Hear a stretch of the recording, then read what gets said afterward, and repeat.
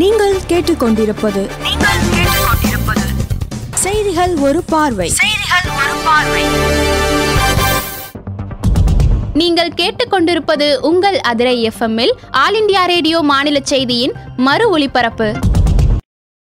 செய்திகள் வாசிப்பவர் சுமித்ரா ரத்னம். தலைப்புச் செய்திகள்: சுற்றுச்சூழலுக்கு உகந்த போக்குவரத்து முறையை உருவாக்குவதில் உலக அளவில் இந்தியா முன்னணியில் உள்ளதாக பிரதமர் திரு நரேந்திர மோடி கூறியுள்ளார்.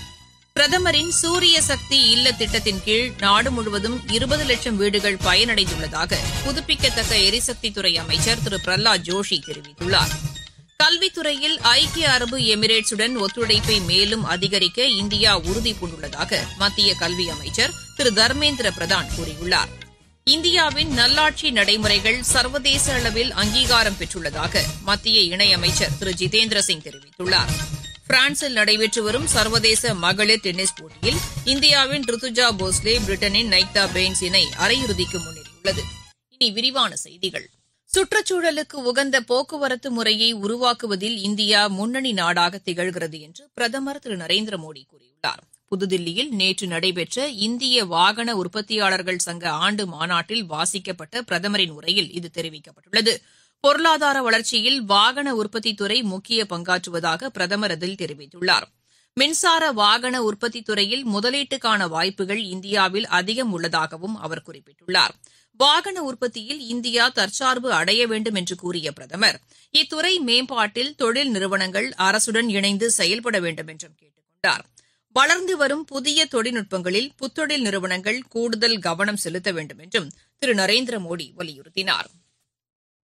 நாட்டில் இதுவரை 20 லட்சம் வீடுகள் பிரதமரின் சூரிய சக்தி இல்ல திட்டத்தின் கீழ் பயனடைந்துள்ளதாக புதுப்பிக்கத்தக்க எரிசக்தித்துறை அமைச்சர் திரு பிரஹ்லாத் ஜோஷி தெரிவித்துள்ளார். புதுதில்லியில் நேற்று நடைபெற்ற புதுப்பிக்கத்தக்க எரிசக்தி மற்றும் பசுமை ஹைட்ரஜன் தொடர்பான மாநாட்டில் பேசிய அவர், பிரதமரின் சூரிய சக்தி இல்ல திட்டத்தை செயல்படுத்துவதில் மாநில அரசுகள் மேலும் கவனம் செலுத்த வேண்டும் என்று கேட்டுக் கொண்டார்.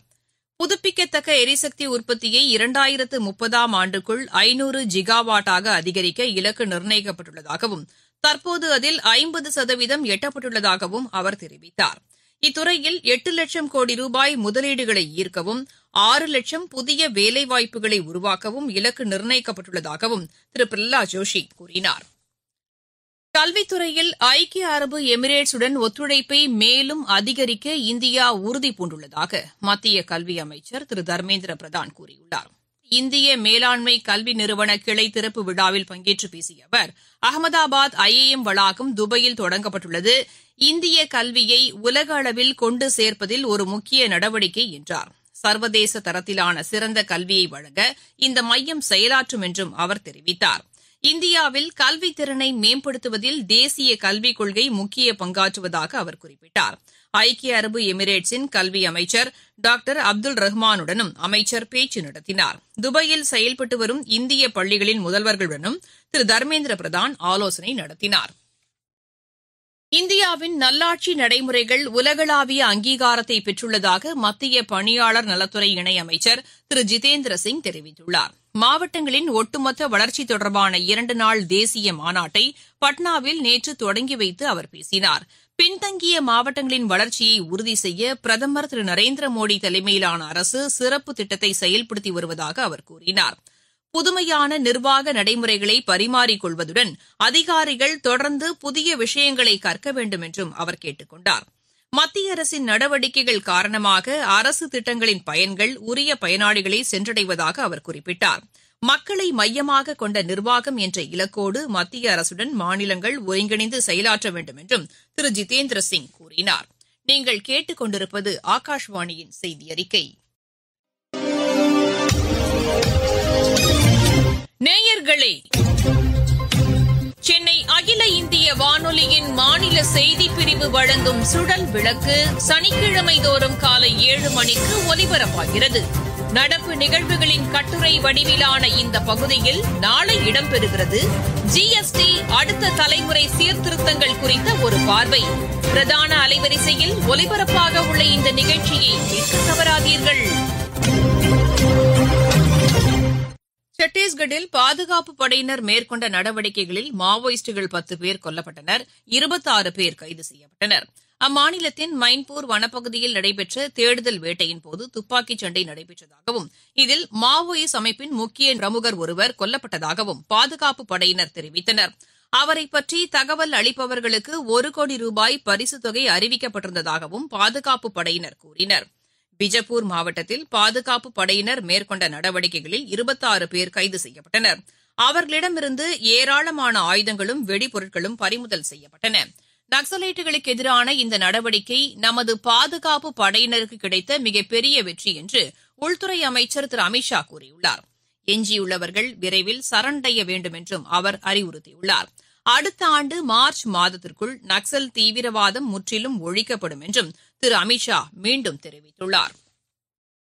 வலுவான மருத்துவ ஆராய்ச்சி கட்டமைப்பை இந்தியா உருவாக்கி வருவதாக மத்திய சுகாதாரத்துறை இணையமைச்சர் திருமதி அனுப்பிரியா பட்டேல் தெரிவித்துள்ளார். தில்லியில் தேசிய வைரஸ் ஆராய்ச்சி மற்றும் நோய் கண்டறிதல் ஆய்வகத்தின் மாநாட்டை தொடங்கி வைத்து பேசிய அவர், தொற்றுநோய் பாதிப்புகளை கண்டறிந்து விரைவான சோதனை நடவடிக்கைகளை இந்தியா வெற்றிகரமாக மேற்கொண்டுள்ளதாக கூறினார். கோவிட் பாதிப்பு காலத்திலும் அதன் பின்னரும் இந்த ஆய்வகம் முக்கிய பங்காற்றியுள்ளதாக அவர் தெரிவித்தார். காசநோய், சிக்கிள் செல் அனிமியா உள்ளிட்ட நோய்களை ஒழிக்க சிறப்பு இயக்கங்கள் நடைபெற்று வருவதையும் திருமதி அனுப்பிரியா பட்டேல் சுட்டிக்காட்டினார். ராஜஸ்தானில் மக்களின் குறைகளை தீர்க்க 1 மாத கால முகாம்கள் நடத்தப்பட உள்ளதாக அம்மாநில முதலமைச்சர் திரு பஜன்லால் சர்மா கூறியுள்ளார். ஜெய்ப்பூரில் நடைபெற்ற ஆய்வுக் கூட்டத்தில் பேசிய அவர், மாநிலத்தின் அனைத்து நகர்ப்புற பகுதிகளிலும் வரும் 15ஆம் தேதி முதல் அடுத்த மாதம் 15ஆம் தேதி வரை இந்த முகாம்கள் நடைபெறும் என்றார். மக்கள் பிரச்சினைகளுக்கு உடனடி தீர்வுகளை வழங்குவதை நோக்கமாக கொண்டு இந்த முகாம்கள் நடத்தப்படும் என்றும் அவர் தெரிவித்தார். மகாராஷ்டிராவில் 47,000 வேலைவாய்ப்புகளை உருவாக்கும் வகையில் 1 லட்சம் கோடி ரூபாய் மதிப்பிலான முதலீடுகளுக்கான புரிந்துணர்வு ஒப்பந்தங்களில் அம்மாநில அரசு நேற்று கையெழுத்திட்டுள்ளது.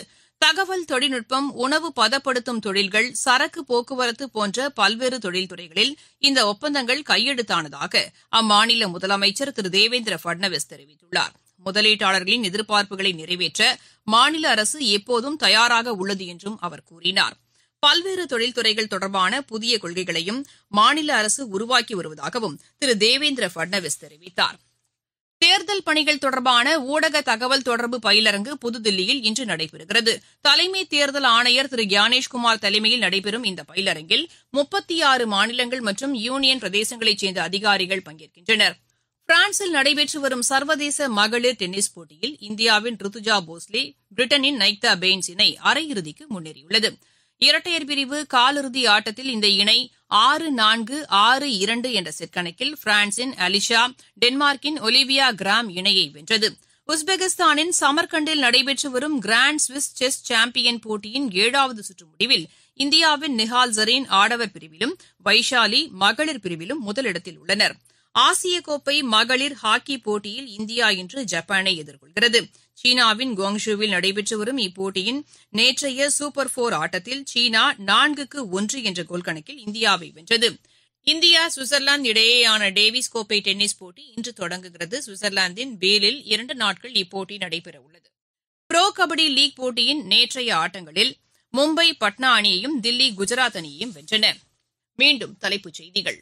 சுற்றுச்சூழலுக்கு உகந்த போக்குவரத்து முறையை உருவாக்குவதில் உலக அளவில் இந்தியா முன்னணியில் உள்ளதாக பிரதமர் திரு நரேந்திர மோடி கூறியுள்ளார். பிரதமரின் சூரிய சக்தி இல்ல திட்டத்தின் கீழ் நாடு முழுவதும் 20 லட்சம் வீடுகள் பயனடைந்துள்ளதாக புதுப்பிக்கத்தக்க எரிசக்தித்துறை அமைச்சர் திரு பிரஹ்லாத் ஜோஷி தெரிவித்துள்ளார்.